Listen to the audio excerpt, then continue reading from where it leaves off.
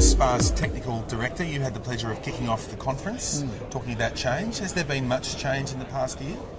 Yes, there has been a lot of change. I think a lot of the change is what I would call good change. It's about clarifying rules and providing certainty, which we welcome. I think that's a good thing. So a lot of the things that I covered this morning was providing that certainty and clarification. So that's good. Okay, was there one key moment or message that you wanted to get through above all others? Not really. I covered Not a the variety. 13, 22 C's and D's? I'm glad you picked up on that one. I could have missed it.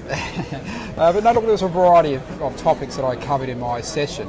So there's no real big one, I assume. If I had to make a call on it, I'd say limited recourse borrowing is something that is really important, really topical out there. Yeah. We've seen a draft ruling last year by the ATO, which was good. It was clarifying things, and I think, as I said in my session, made the world a better place, or a happier place for most of us. Yeah. So that was good. I think that one got a round of applause as well. Yes, so. yes. With the government, what appears to be their key agenda at the moment? Yeah, look, there's a number of things specific to the superannuation industry. So if we take out the FOFA reforms for the moment and just focus on what's important for super, I think the borrowing ruling, which I just talked about, it's still in its draft format. Yeah. That will be released in a final ruling in May this year, and that's quite an important event for the industry, given the popularity of these borrowing rules and the fact that self-managed super funds can borrow. There's a lot of interest in that. And in that's the community. quite new, isn't it? Because I know 3 years ago that was not the case. Yeah, that's right. It's only come in relatively recently, but there is a lot of interest in it, and it's important that we do have certainty as to how the rules work, and so that final ruling will be an important event for the industry. Yeah. We're also expecting to see that pension ruling, which was quite controversial last year. They issued a ruling around when a pension is considered to start and finish. Yep. I can see you getting excited about this, Ed. No, I am. And that's quite important, and that was quite controversial. Yeah. And so we'll have a final ruling on that this year, probably in the next few months. So again, that's an important event. And I think an issue that SPAA has been talking to government about for some time now is excess contributions tax. We believe it's a significant issue.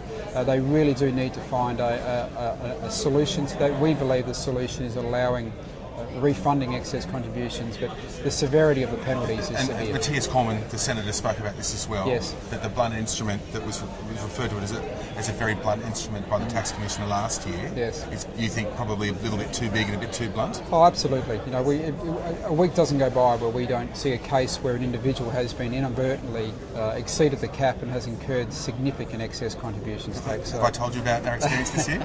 No, you haven't. We did. Is that right? Yeah, we got smashed. I was slaughtered. Right. Okay. And it hurt. Well, but we won't make the mistake again. And I suppose that's what the government are probably, or the tax department are probably betting on, is that if you do it once. Yeah. Well, you know, does the penalty fit the crime? No. And we would argue no. And so they really do need to look at that. I think that's affecting the confidence as well. Some of the statistics that we've seen coming through from the ATO suggest that the contributions have dropped off significantly. Okay. So, and a lot of that is to do with the caps and you know, and uncertainty around some of the rules. Yeah. All right. Your biggest challenge as Technical Director? Yeah, look, I think it's staying up to date with all this change. Yes. There is quite a regular amount of change, and we're expecting a lot more change this year. Okay. So I guess the biggest challenge I have is staying on top of that, making sure our members are kept up to date with what's going on, and also submissions and making sure that self-managed super funds are properly represented at the table when we're talking to government about things. For the advisors and the people at the conference, if they want to get a hold of you or get a hold of your vast headspace, which was quite impressive, I might say. Thank you. How do they get you? Yeah, look, I'm on email, so I'm certainly you can contact me that way. Yep. I'm in the SPAA office. I'm a full-time employee of SPAA, so I'm there most of the time if I'm not interstate. So I'm happy to take calls and help members as best I can with questions they have. Also, with our submissions, we have now opened it up to members, so they can actually contribute to our submissions if they want to. Yep. We have an email address which they can email in their comments, and certainly would encourage them to do that, because it certainly helps us represent them if we know their comments and their views. Okay. Anything else you want to add? Any final?